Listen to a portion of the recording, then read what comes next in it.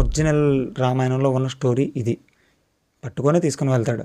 అయితే ఏంటంటే పట్టుకొని తీసుకెళ్ళాడు కదా, మరి అతనికి ఏదో ఒక శాపం ఉంది, అమ్మాయిని పరస్త్రీని అనుమతి లేకుండా పట్టుకుంటే చచ్చిపోతాడు కదా అని మీరు అంటారు.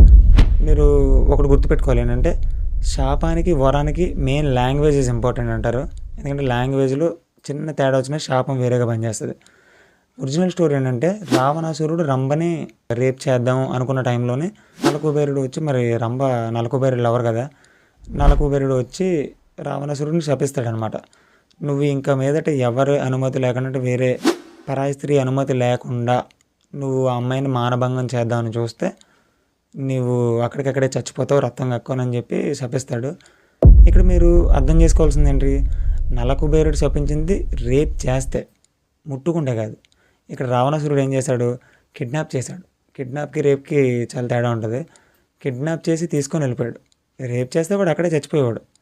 మీకు ఈ డౌట్ క్లారిఫై అయింది అనుకుంటాను.